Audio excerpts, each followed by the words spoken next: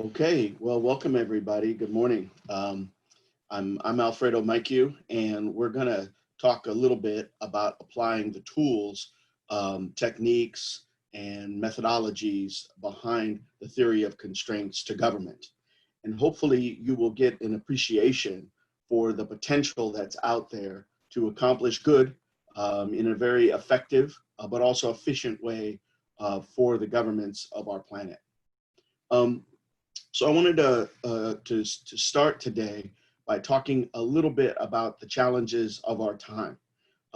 We are right now in a global pandemic. Our environment is suffering. We're in the midst of climate change. We've got challenges of poverty and population, mass migrations, and we've also faced political violence.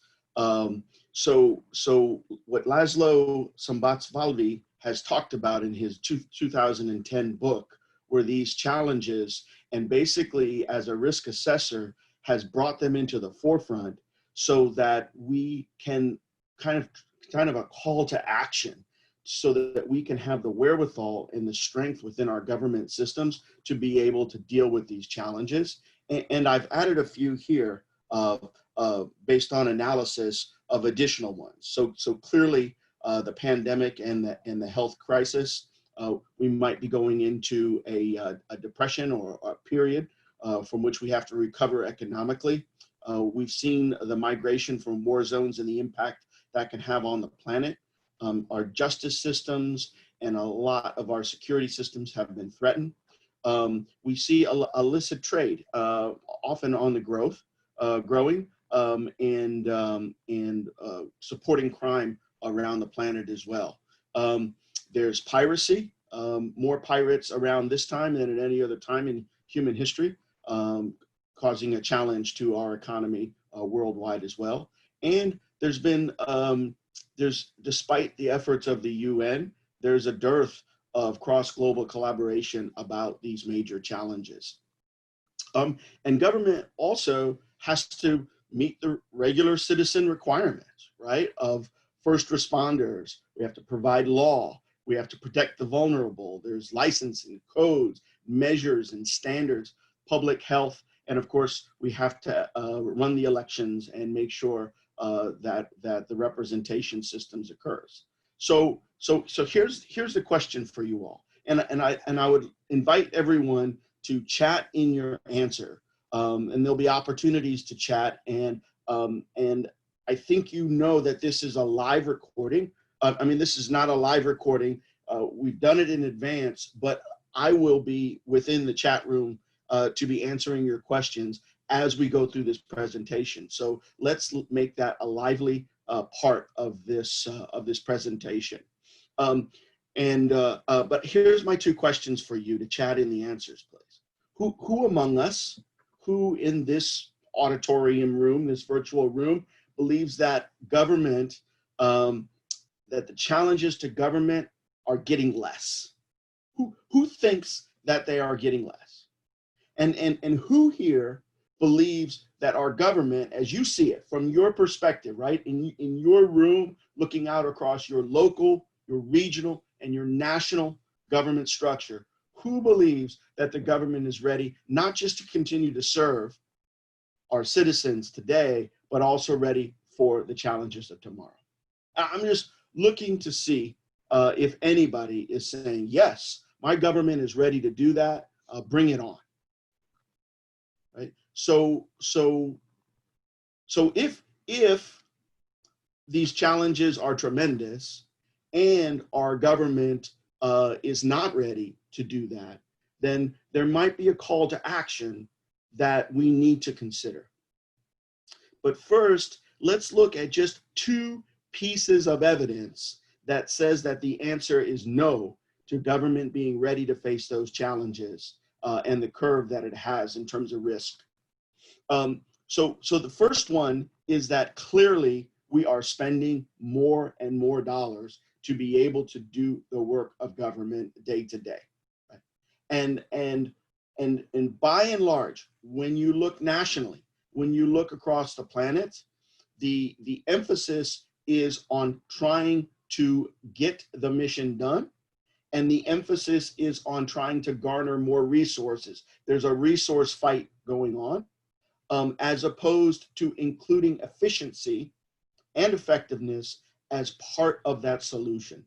So clearly the power of continuous improvement and the theory of constraints is that we can include efficiency and effectiveness in any solution that we're offering. The second thing is that our mega IT projects are failing more and more. They're costing a tremendous amount to society, but IT can no longer provide relief like it did in the 90s and early 2000s by just automating bad processes. We need to actually make structural improvements to our process flows. Let's take a closer look. Okay, so here you see the actual spending of US, federal, and state and local. You can see the federal is green, state yellow, and then local is red, and then there's some transfer there of money between the two. And you can see that in the US, 37 cents of every dollar that's expended, right, as part of our GDP is actually done so by government. So government has to be part of the solution. Whether you think this is too much spending or not enough spending, in the EU, the spending is even more, estimated at about 45, 46%. But regardless, government is part of the solution. Economically, it's more than a third of the pie. So if we just get efficient and effective in the other parts, if those that are competition based get more effective, it's not going to result in the changes that we need to make in order to be able to deal with the challenges that we face. Okay, so let's look at the mega failures. So this is a study by the Standish Group with a chaos database that they gathered in, and they were hauling in data on all of these projects, as many projects as they could absorb that were over $10 million. And then they did an analysis. They went and they talked and they gathered in whether these were successful, i.e. it was done on time, on budget, and implementable, or these large multi-million-dollar projects were challenged, i.e. they were over budget, or there was poor implementation, or they failed. That's the scary part. They were canceled prior to completion or not used after implementation. So we're on the rise for failure, 42%. And then this failure is total scrap. In other words, there's no redeeming use that they had. They just didn't use the new system, or the new system crashed and was not usable on a sustainable rate. Not even the code could be redeployed to the new expenditures that they had. So holy enchiladas, that's a significant amount of our hard work in terms of IT that's not providing the relief that it did earlier in the last couple decades, especially to government. We have to, at its very essence, we have to do improvements in the actual processes within the system, across the enterprises, if we want to see different results and we want government to be prepared for the challenges that it faces. So we've learned a lot in the last 230 years, right? So if you think about those major events that occurred that changed the way that folks look at government and what we ask our government to do, right? So whether that is 1776, 1789 with the French Revolution, the revolutions that occurred, and the challenges to the established systems in 1848. You look at what we learned in the great wars of the 20th century, and then you looked at what we're trying to do in order to counter the effects and the debilitating aspects of terrorism and crime across the planet, right? You see that the demands, our constituents, our people are asking things of their government that that at a different rate and a different pace. And we're demanding that government is able to serve and meet challenges now and in the future. So we need to perform those functions for society. We need to do so in a way that doesn't inhibit freedom. We need to do so in a way that doesn't give overbearing autocratic power to the government. We need to do so in a way that doesn't require all of these resources sucking society dry and overburdening society. It needs to be done. We need and we are demanding that the government accomplish the most good that it can, right? So improving as it moves along, providing more value per dollar, right, than it did yesterday. We need a government to be able to do that. You need it. The people around you, your local government needs that. And how do we do it? Because that's not the trend. The trend is not that government is getting better and more efficient. The trend is that it's asking for more money. The trend is that it was leaning too heavily on information technology and it's hit a cement ceiling.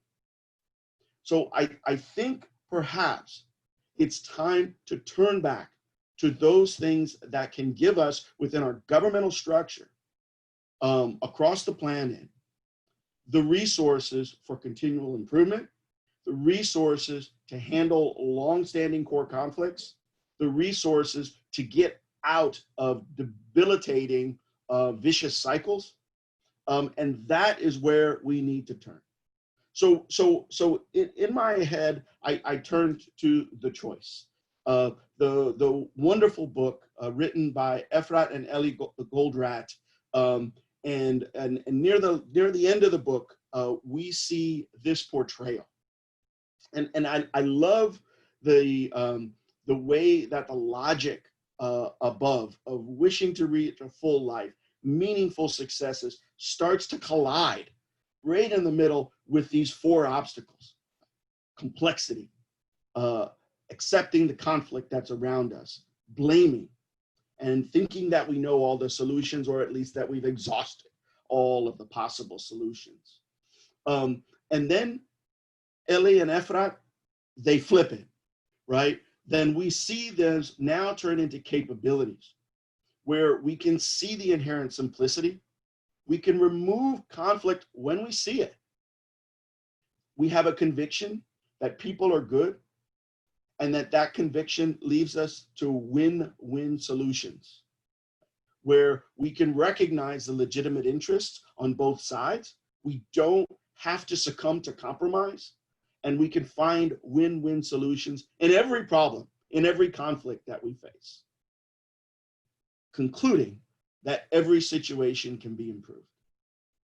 So I've taken this concept from The Choice, and I've sort of grafted on our goal for government to be able to serve, to continually improve, to provide more value for the dollars and the money that we give it, to meet the challenges now and in the future, right? And to have the capabilities to reach into the inherent simplicity, remove conflict, get win-win extra solutions, and then substantially improve our condition and the world around us without succumbing to too much power, too much resources, or limiting our freedom. That's the challenge, right? That's why we need government to start reaching for that goal, right? But we need to have the tools. We need to ensure that government is moving along a path where they have the methodology and the capability to be able to make these improvements. And you think about it, the power and the motivation for this has to come from the constituency, has to come from the voters, has to come from the people, right? Let's assume that we're all live in a representative democracy, right? And the authority to exercise that government, that level of control, of security, of infrastructure, that is comes from the people, right? Just like Hobbes and Locke would have asserted, right? And we give that authority to government so that it can accomplish its task.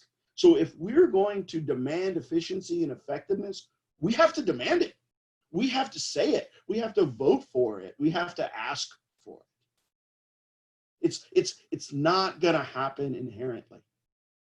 So let's pause for a second, and in the chat room, maybe we think about that, right? So we think about are folks like the TOC community, are folks that have just recently joined us at this conference, are folks that are in government today, making decisions, making things happen, serving with the best of their ability, their constituency, right?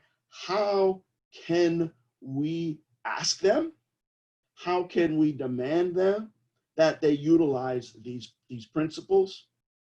That these principles that have proven so effective in some other areas of our society and our economy that we're going to talk about.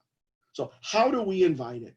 How, if you want change in a representative democracy, what do? How do you introduce it? How do you ask for it, right? And I think we need to recognize what has happened, and we need to recognize what we want, right? So what do we want to change? What do we want to change to or into? And then how do we go about the change? So I think there's reason to take heart. Okay, there's reason to take heart here. We can stand on the shoulders of giants, and while the challenges that we face and the demands on the government are great, there is some precedent. There is some experiences which can fundamentally benefit government if we ask as citizens them to deploy these instruments of improvement, these instruments of operational excellence, right? I think it's important to distinguish and to say that the government is a natural monopoly.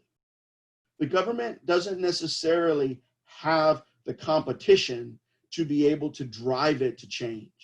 So one of the reasons that in the government we have a tendency, right? And I've got 20 years in federal service, 10 years in state service, and now I'm serving municipalities and towns and counties. And we have a tendency to do things the way we've always done it. We have a tendency to be risk adverse. We have a tendency to rely on old solutions to solve new challenges and new problems. But there's some precedent here. There's some reason to take heart, right? If we look at it, the improvement science has made great strides in the last 40 years in globally, right? So if you talk about the Toyota production system and Taiichi Ohno's ability to be able to build this system that constantly looks for more efficiency. If you look at what Schuhart and Deming were able to do when they wanted to find those defects within the process and optimize quality and do so continually with the customer in mind. And then Ellie Goldratt challenging us to identify what constrains us with the book, The Goal. And with the premise that once you know and you recognize that goal, then you begin to look at the problem differently. So I want to go back for a second. I've got my copy of The Goal right here.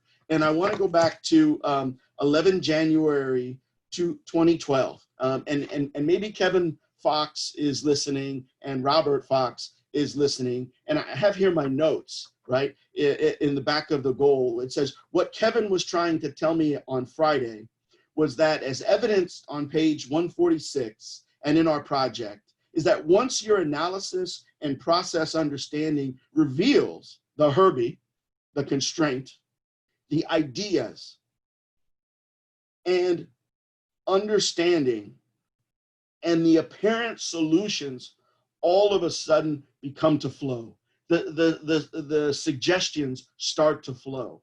Once you are able to understand that constraint, which is the importance Kevin was trying to explain to me, why we needed to do that within the government structure as one of the first layers of analysis, right? After we say, what does good look like and what we would like to be able to perform, we need to begin the scrutiny and apply the 5 focusing steps. And that's what Ellie Goldratt was able to introduce and fundamentally change the way the approach to continuous improvement. And look what's happening in healthcare, right? Atul Gawande, MIT professor, Harvard-trained surgeon, he has introduced and worked with the World Health Organization to reduce the operating deaths by 35% in some of the best hospitals in the world, some of the most resource-rich hospitals in the world, and some of the most resource-constrained hospitals in the world, with a 19-point checklist, with simple items on there, creating standard work, focusing at those elements that were causing and being forgotten in the operating room and causing fatalities. And in the recent years, the Carnegie Foundation has picked up improvement science and run with it.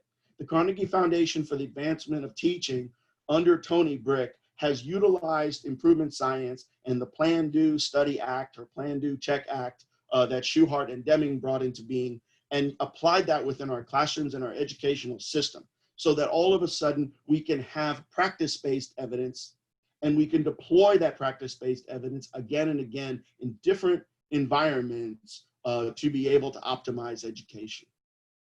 Then you've had folks in the political realm that have leaned in very heavily as well, right? We can take heart from the work that's happened within Washington.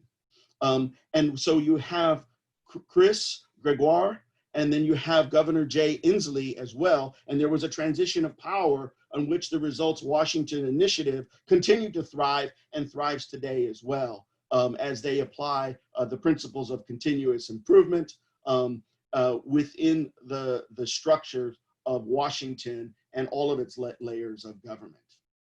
And then you have Martin O'Malley, Governor O'Malley, who started it all there in the city of Baltimore, applying these continuous improvements. And then as governor of Maryland, it did it as well.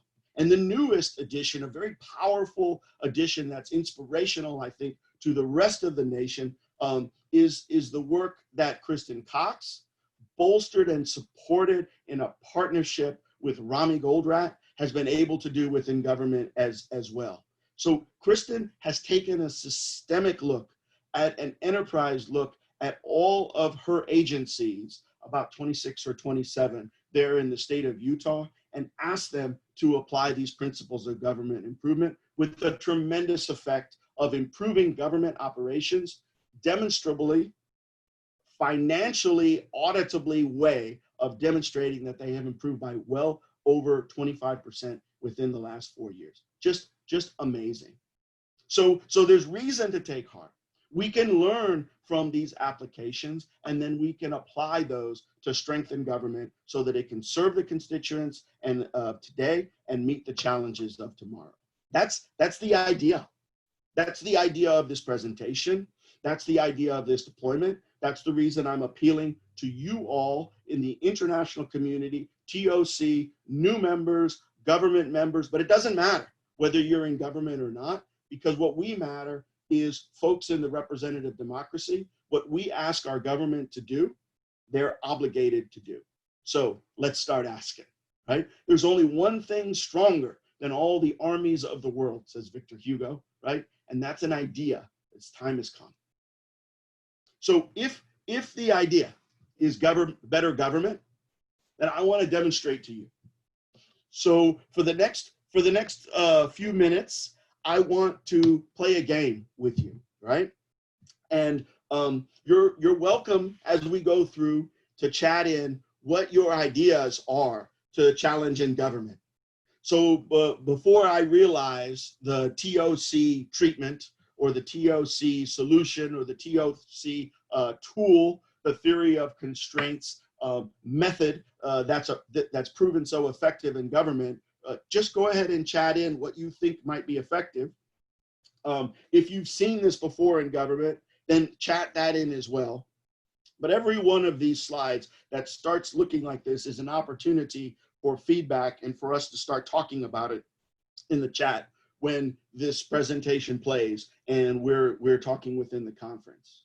Okay, so here's the logic, here's the method that we have. So we identify a challenge in government, not hard. Okay, so one of the things after last June, I left the state of Texas position of Director of Business Transformation and Continuous Improvement, and I moved as a consultant to start helping governments all over the planet. And in doing so, I saw the same challenges. I heard the same stories again and again and again. Sometimes it was a bit like Groundhog Day, where we would arrive at a city or a state agency, right, or a county, and we would hear the same descriptions and the same challenges. So I started to collect those.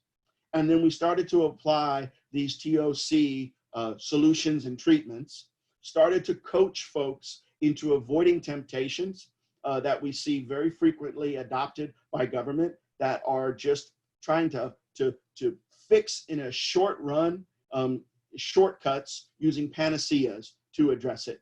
And then to get them the results that they need to get in order to move forward and to serve and to be ready for the challenges of the future. So then we were going to apply the TOC treatment, right, to this challenge in government. We're going to avoid those temptations, right? And the temptations are often manifest here within the seductive 7 temptations, right? We can see these are talked about by Kristen Cox in her book.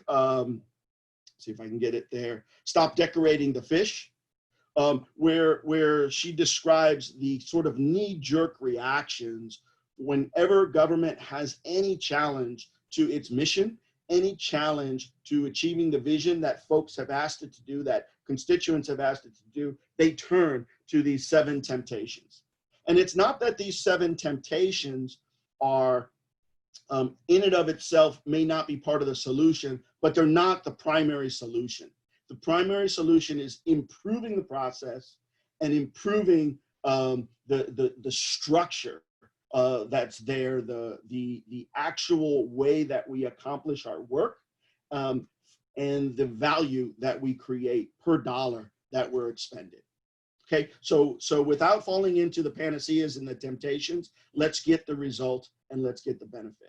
All right, everybody, are you ready to play? All right, let's go. So here we go. So here's one that we see all the time. Backlog, all the time, right? So in office after office, whether they're accepting applications, whether they're doing eligibilities, whether they're issuing license, permits, doing inspections, we see a tremendous amount of backlog and we cannot achieve it. If you want to increase the length of a runway in the United States at a major airport, at minimum, it's going to take a 4-year wait for your plans to be looked at and approved by the FAA. 4 years, okay, because of the backlog. So in this case, we chose a records office, Freedom of Information Act here in the United States, but basically it's open records. People can request this and attain records. And so there are offices all over the land, all over the planet, and this is what they do. And here's what happens, right? So as part of seasonality or just the natural increase of pressure and demands of population, they receive 109 requests per week, okay? In the office, the black box, the magic that occurs only allows them to produce 72 per week. And so what happens is that every week, 37 are added to the pile of backlog. 37 are added to the pile of backlog. And the 72 are only completed, and so those are done, but the backlog starts to grow and grow. And at about between 390, 475, they start to move into what we call a negative cycle. And a negative cycle, very well described by Rami Goldratt in the vicious cycle, is where you work harder and provide, have more effort, but you only fall behind. Certainly you don't improve, and you never get to the backlog that you have. And the average time to complete a request increases and increases. In this case, this is a real case, 42 days, but the statute was requiring a 10-day response. Okay, so that's what's occurring. We're overwhelmed by backlog. The temptation, hire more people. That's the temptation. You know, the assumption is we're doing the most we can with the resources that we have, we have a functional system. It's just too much work. And instead of falling into that temptation, what we can do was the 5 focusing steps. Just like Kevin Fox taught me back there in 2012. So we can apply the principles of the 5 focusing steps. We can do it with something that Robert and Kevin Fox have really talked about a lot within these sessions. Recently did a webinar. It's a throughput operating strategy, right? In government, we're calling it a strategic compass, because that's what it does. It points us in the right way. It identifies those major elements of the operations. It identifies that critical activity, which is often the constraint within the process, and that begins to ask us, how do we achieve our goal? What measures do we need to take in order to be able to achieve that goal? And that is I call it, and I know that Boaz Rowan agrees with me, I call it a living, breathing 5 focusing steps plus 2, plus the goal and the metrics, okay?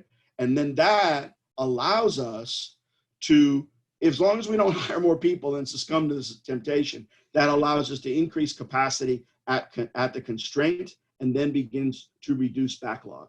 And there's a wonderful day there. And the wonderful day is when we, in a given week, we're able to do more than what or what a week's worth would be in terms of annual demand. In other words, if it requires that we do 100 in order to keep up with demand, and we do 101, that's a wonderful day for the team, because that means that we started to eat down the backlog. And then once that starts to happen and the team is able to constantly do improvements centered at the constraint, the whole enterprise feels it and the whole enterprise improves. Okay, but we have to be careful for tar pits, right? So we need to make sure that we don't let all the work flood the system. We can't start the work as soon as it's received with no strategic gatekeeping. So I think Bob Spruill and Baha Inozu would say that the solution is not to be found in exacting more prioritization, in trying to figure out where everything is within 27 priorities. Instead, what we need to do is figure out what the constraint can accomplish, and then we need to feed the constraint utilizing strategic gatekeeping, right? Different than prioritization in government, but too often obscured with the word prioritization. And we need to embrace strategic gatekeeping, choke back the work, and release it with an understanding and a conviction that will actually go faster, even though that's counterintuitive, that will actually go faster. Okay. So the next one here is the myriad of tasks of multitasking, right? That require multitasking, just hitting us, all of these things, pulling us left and right in different directions, and causing us to jump from one project or one activity before it's completed and move over to the next one, causing a setup gremlins to come in and take away our time.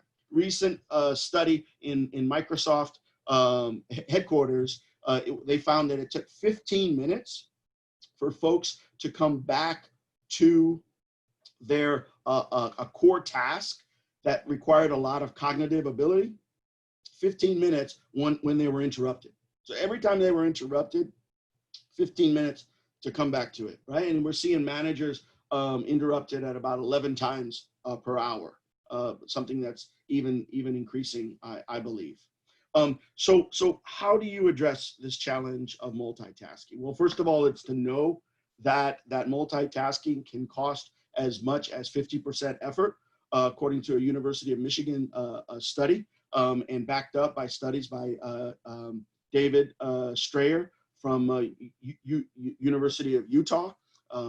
And as he looks at the how the mind works, but we can apply the principle of spending our time on the right things, right?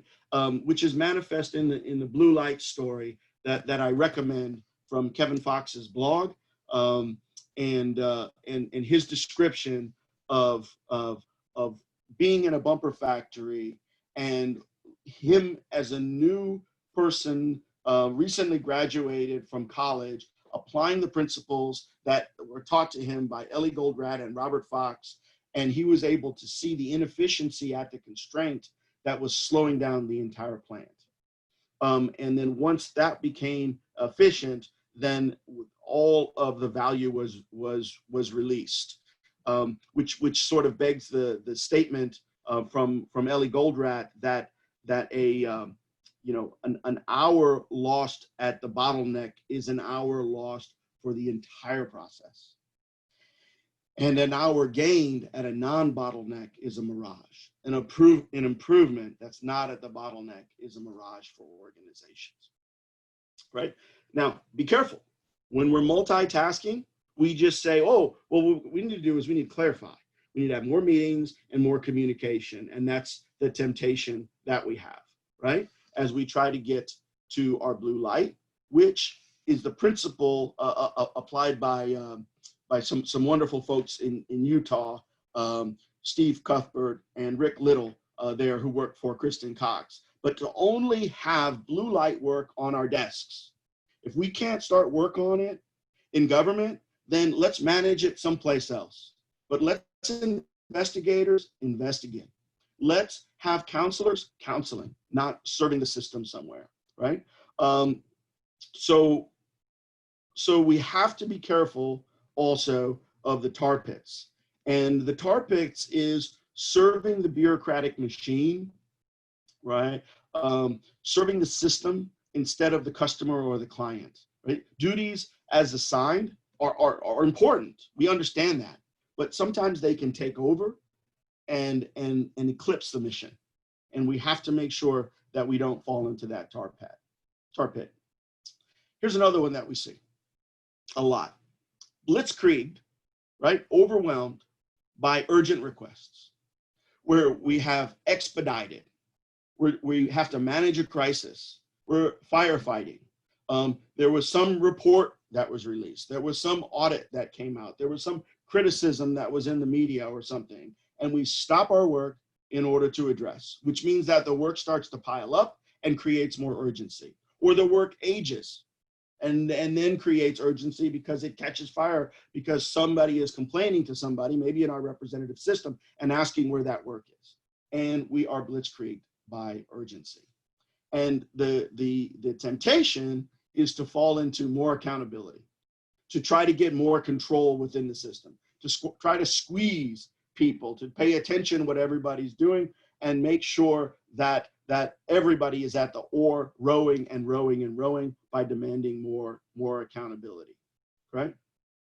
But we're often faced by core conflicts. We're often faced by vicious cycles.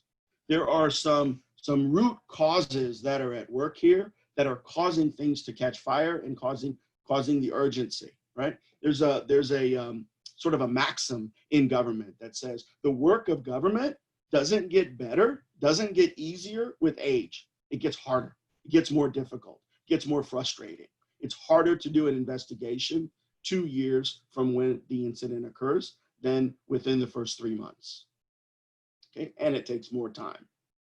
Okay, and so we don't fall into that temptation, and we're able to get the focal point, find the focal point and the core conflicts, and then resolve them and flip those focal points, and then focus on the quadrant that allows us to look at what's highly important, but not as urgent, and not be sucked away by those urgent areas within the quadrant.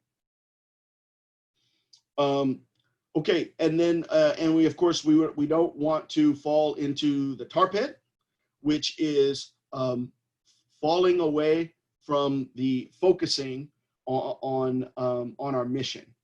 So I have a short story to tell you where we have someone who was a well-meaning manager in charge of investigations, but she had fallen behind, 5 months behind in her investigations, and she was taking her investigators off of investigations and putting them on the phones because there were so many complaints, because they had to handle all of these stakeholders asking what was the result of their investigations. And that's actually how it came to the intention of the executive director. Is the inspectors were complaining, the investigators were complaining that they weren't being used as investigators, they were being used as folks that were answering the phone as intake staff. So don't fall into that tar pit. All right, so I recommend the wonderful presentations that Rami Goldratt and Kristen Cox have done on the vicious cycle. Amazing way to get the insight, to penetrate the issue in a TOC way, but to do so in a very straightforward fashion that is immediately understandable to the people, even if they are not introduced to the theories of constraint and the thinking processes, you know, as many of us are. So this is the idea of describing the vicious cycle and then describing it to the team. And when you know you have the vicious cycle caught, when you describe it to the team and you can see them go, oh, that's us. Yeah, right there. Oh, yep, that's exactly what's happening to us. You have entirely described that. And when you see the hands touch the forehead and that worry start to overtake them, you know that you've captured the vicious cycle. And here's one that we captured here in Texas. So what we were seeing was that there were not enough time for these auditors to complete their work papers before they started their next audit and traveled across Texas to do the next audit. But they still had pressure to submit those work papers, right? And so that they could work on, they had that pressure to turn them in and to work on it, but they also had pressure for their next engagement. And the result was the work papers were not full kit.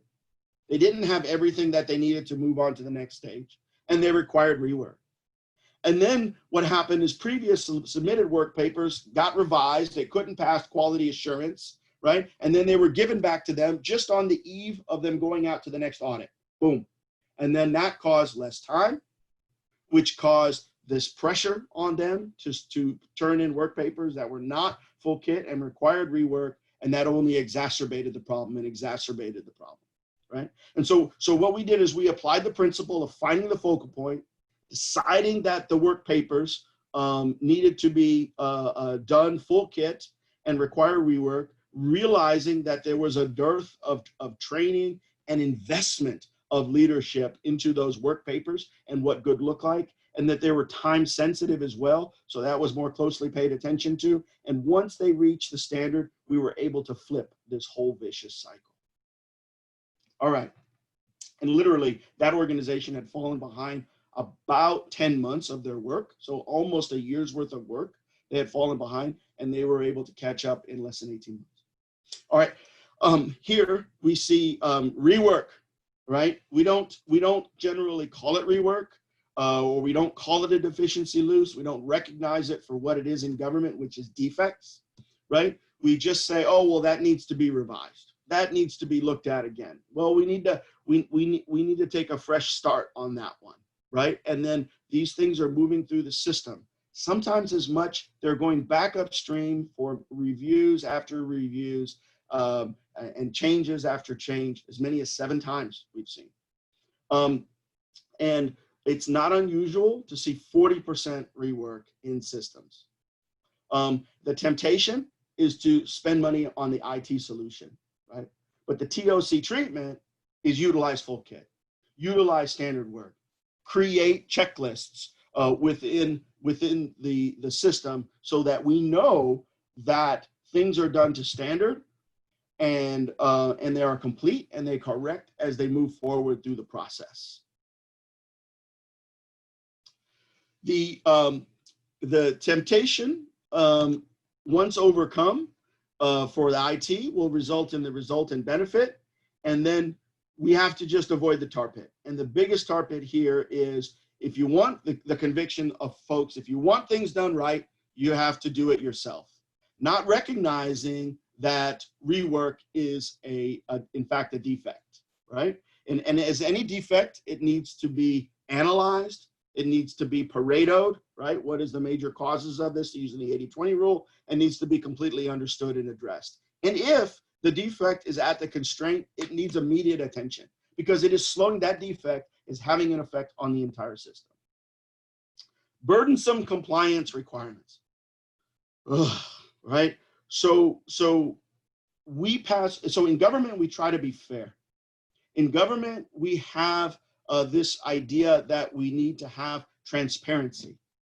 With government, we need to be responsive. We need to answer all the constituents that have, and we need to follow the law. We need to follow our rule. We need to follow our policies. We need to follow our procedures, right? And a lot of those have accumulated over time through accretion, because it's what Miller calls an extreme government makeover. He calls scar tissue. We try to repair so that it never happens again. If somebody doesn't see it and complains, now we send it to them in review, and we do it in triplicate.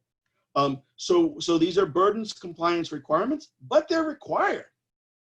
But sometimes we start to view it as the actual mission and don't realize that there is a simplicity, that we need to right size the risk, and we need to look at the simplicity that's inherent in every organization. I love when Ellie Goldratt says that the more complex an organization, the fewer amount of levers and drivers it takes to be able to move it in the right direction, right? So we want to right size that risk, to right size the amount of effort paid on compliance, so that it's right sized to the risk, so that we can focus on the mission.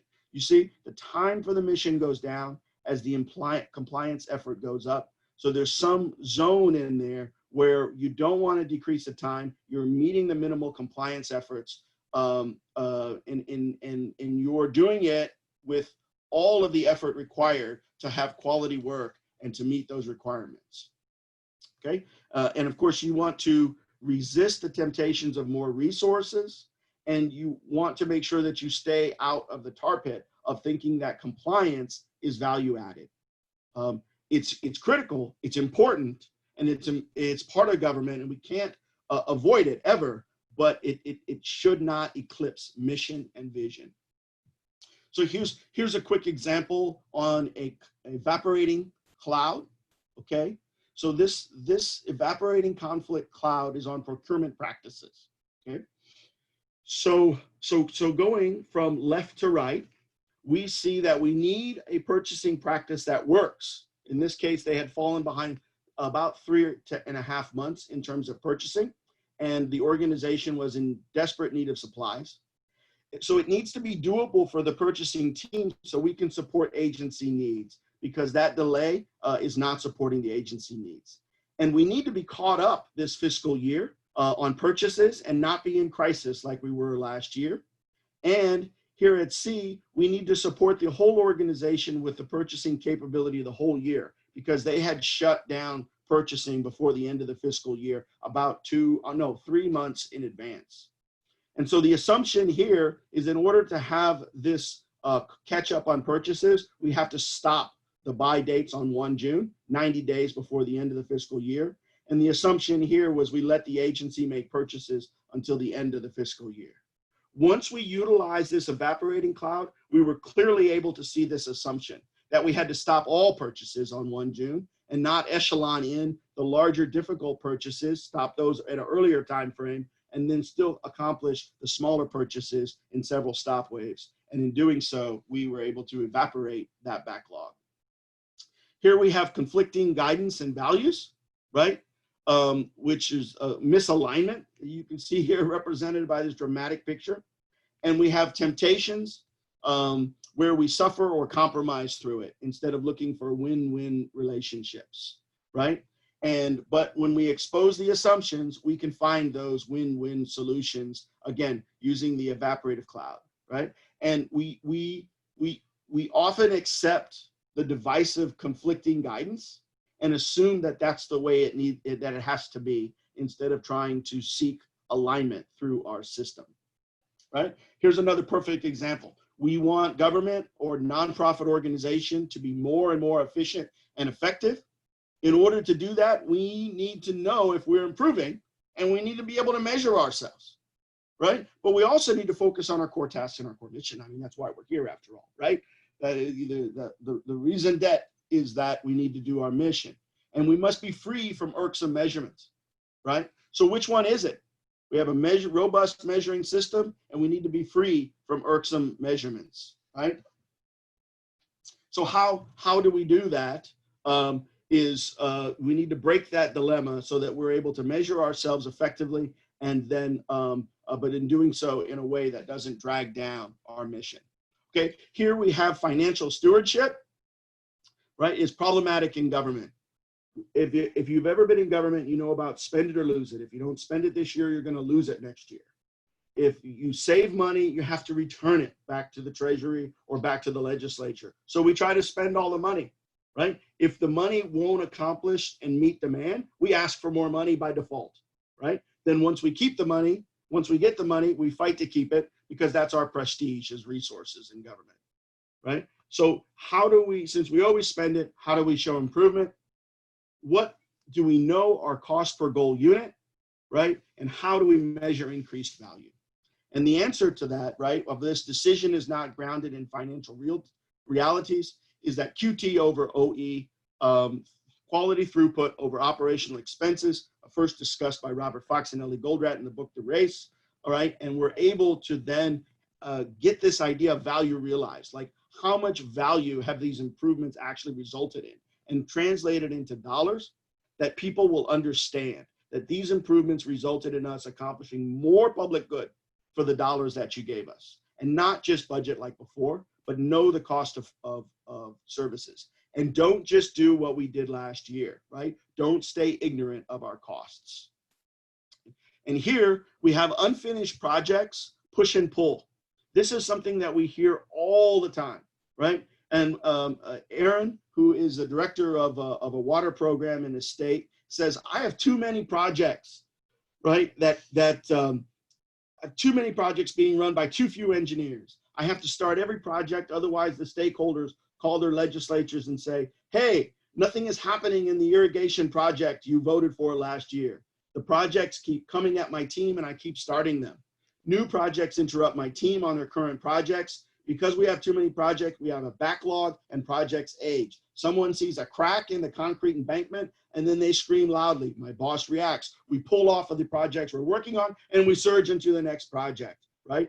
Unplanned work and resource fighting grows. My engineers are pulled back and forth. They're leaving me in droves and I can't accomplish my mission, right? That's what we hear, right? The tendency is to assign blame, change out leadership, hire more PMs.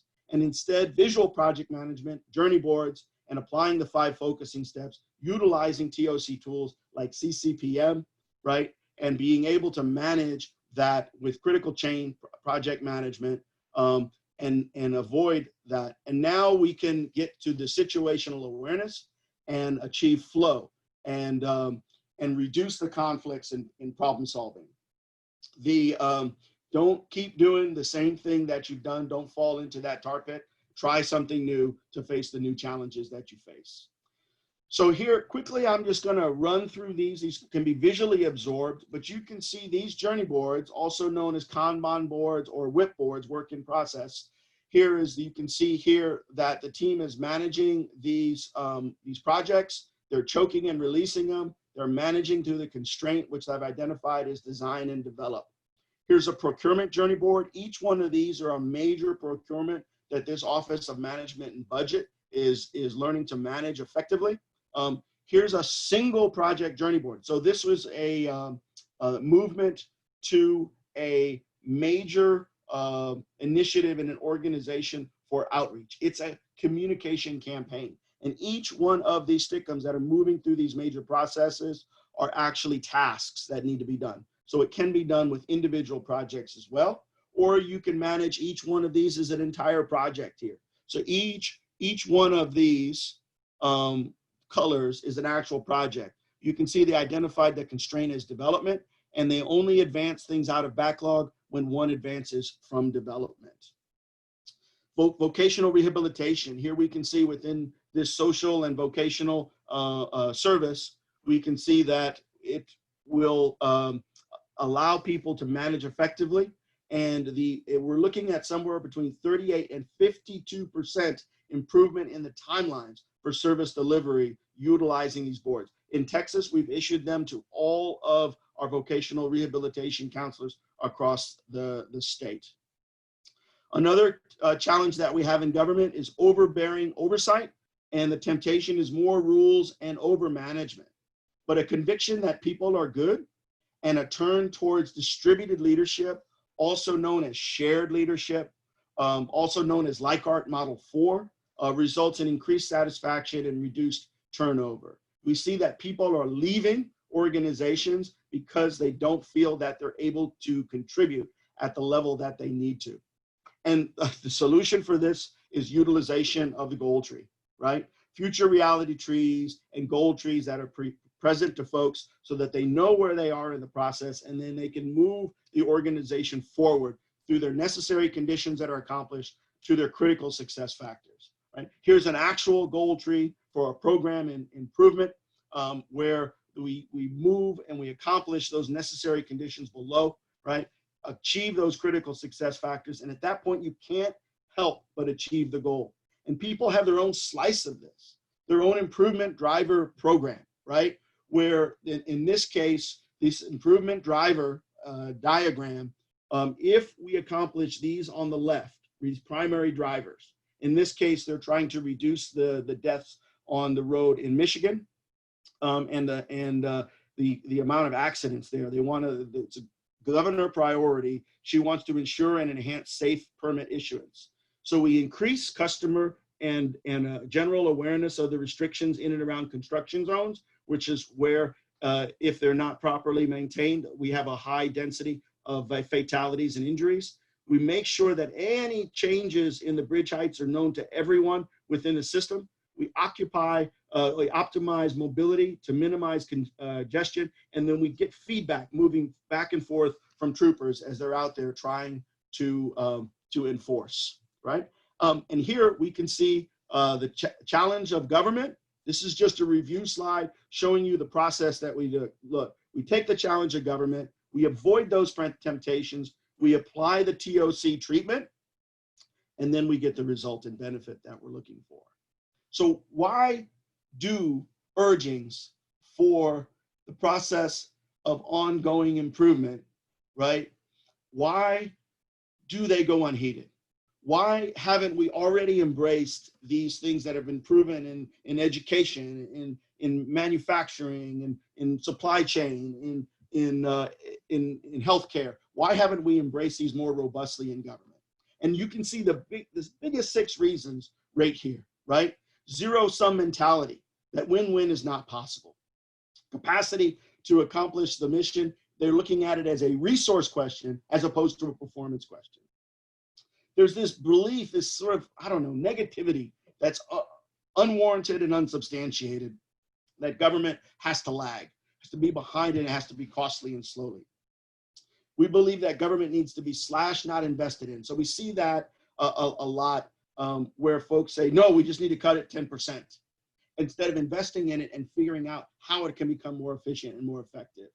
And then here, especially in Texas, unfortunately, we say we're special and unique. We're not unlike any other state. Just because it works in Utah, just because it works in Maryland, just because it works in Washington State or Arizona, doesn't mean it wouldn't work here. So perhaps we shouldn't try it. The electorate is unaware of potential and doesn't demand it. So the question is, how can we enable your government to reach its goal, right? How can we reach out? We can reach out to the public sector and talk to them. write your local elected official, maybe send them this presentation, and then that way we can engage and we can get the government to embrace this role of being able to serve and meeting the challenge of the future. So, because government is necessary, but we need to make sure that's sufficient. And that needs to be done collectively as a society. So maybe take these moments. I'm going to invite you into the chat room where we can discuss. And here we are.